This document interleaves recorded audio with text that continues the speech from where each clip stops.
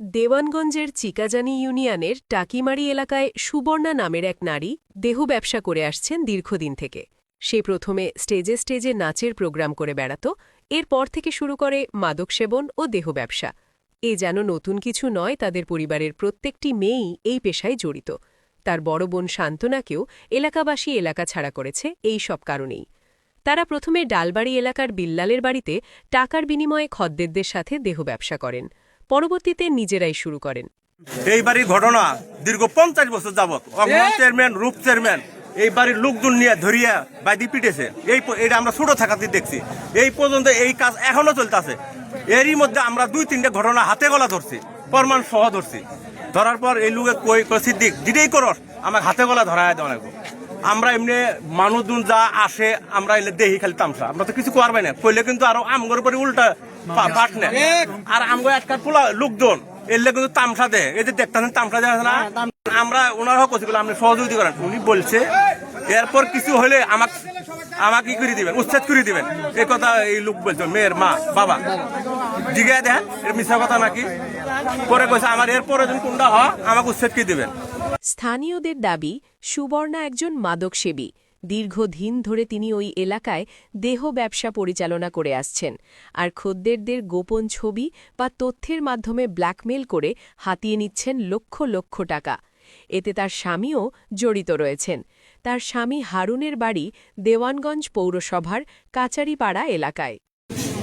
আমার নাম মোহাম্মদ মেজবা হোসেন, আমি টাকিমারি গ্রামে থাকি।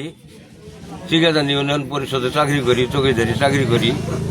আমার মেয়ে খারাপ, এর আগেও আমি অনেক স্বাস্থ্য করছি, কথা শুনে নাই। তারপরে গ্রামের মানুষের কাছে আমি বিচার দিছি যে যদি এরপরে কোনো কিছু করে এটা আপনারা বিচার করবেন।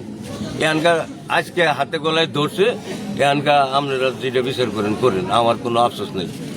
এলাকাবাসী জানিয়েছেন তারা এই পরিবারটিকে আর ক্ষমা করবে না।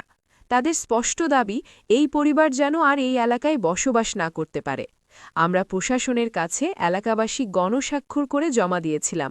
আমরা চাই না তারা এই এলাকায় থাকুক। তারা আমাদের সমাজের জন্য একটি ক্যান্সার। 2 বছর 3 পোলাবান পর দিয়া দেখতে আছে ধরে রাখা ছিল, মানে 10-15 বছর এই ব্যবসায় দেয়। আজকে নতুন না, ই করার পরে পোলাবান পর দিয়া 2 বছর 3 ধরিয়ানে সাইড দেওয়ার পরে ভালো হওয়ার জন্য সাইড দেওয়ার পরে কিছুদিন দুম দিয়ে থাকতে মতে ফিরে কয়েকদিন পরে ফিরে আবার শুরু করে ব্যবসা।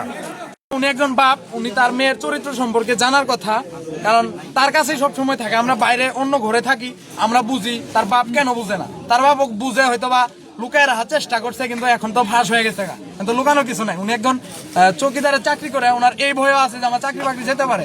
আমরা এই লোককে এলাকায় চাই না। যদি এরকম আর প্রমাণ লাগবো না, এই মেয়েটা যদি এখন আমার হাতে না দিতে পারে, ইনি বাড়ি টাড়ি যা কিছু সবকিছু ভেঙে নিয়ে আমাদের এলাকা থেকে চলে যাবো। আমরা এলাকায় স্থানীয়রা প্রশাসনের কাছে বিষয়টি তদন্ত ও কঠোর আইনানুগ ব্যবস্থা নেওয়ার জোর দাবি জানিয়েছেন।